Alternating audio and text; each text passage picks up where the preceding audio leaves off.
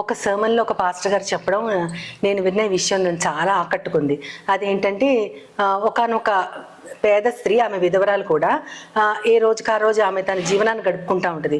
ఒకసారి ఆమెకి తన దగ్గర ఉన్నటువంటి ఆ సరుకులు, తను వండుకునేవి అన్నీ కూడా తన ఇంట్లో అయిపోతాయి. అయితే నెక్స్ట్ ఇంకా 2-3 రోజుల వరకు ఏమి వండుకోవడానికి కూడా ఆమెకి ఏమి ఉండవు. అయితే ఆమె ప్రార్థన చేస్తూ ఉంటుంది, దేవా నాకు అసలు ఏం సరుకులు లేవు, నేను ఏదన్నా వండుకోవాలి తినాలన్నా సరే నేను కొనుక్కోవాలని నా దగ్గర ఒక్క రూపాయి కూడా లేదు, దయచేసి నాకు ఈ సరుకుల్ని కొనుక్కునేలాగా నాకు డబ్బులు కానీ సరుకులు కానీ రావాలి అని పదే మోకాళ్ళు వేసి ఆమె ప్రార్థన చేస్తూ ఉంటుంది. అయితే ఆమె ఇంటి పక్కనే ఒక అతను ఉంటాడు. అతను ఏంటంటే అతను ఒక ఏథీస్ట్ అనమాట, దేవుణ్ణి నమ్మని అతను. అతని ప్రార్థన అంతా విని ఆమెతో చిన్న గమ్మత్తు చేయాలనుకొని వెళ్ళేసి ఒక 2-3 నెలలకు కావాల్సిన సరుకులు అవన్నీ కొనేసి ఆమె ఇంటి ముందు పెట్టి బెల్ కొట్టి అతను తప్పుకుంటాడు.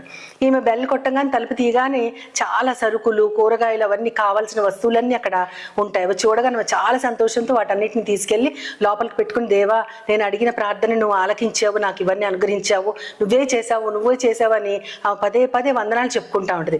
ఈలోపు అతను మళ్ళీ వస్తాడు. వచ్చి నేను ఇందా నుంచి వింటున్నాను, దేవుడు చేశాడంటావు, అవి దేవుడు ఎలా చేస్తారా, అవి అక్కడ ఎలా వచ్చినాయి, దేవుడు ఎక్కడి నుంచి పెడతారని, ఏమో నాకు అదంతా కాదు, దేవుడే నాకు ఇచ్చారు, ఆయనకి వందనాలు అంటా ఉంటుంది.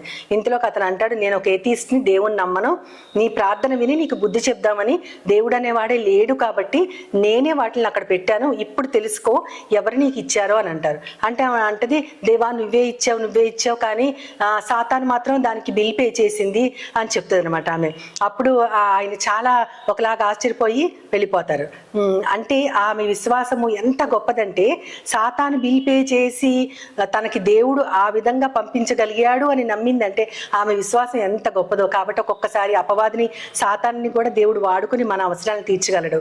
అది కూడా మనం గుర్తు చేసుకుంటే దేవునికి అన్ని విషయాల్లో మనం స్తుతి చెల్లించగలం. ఆ విధంగా మనం కూడా దేవుని ఏ క్షణంలో కూడా మర్చిపోకుండా స్తుతి చెల్లించాలని మనందరి తరపున నేను ప్రార్థిస్తున్నాను. ఆమేన్.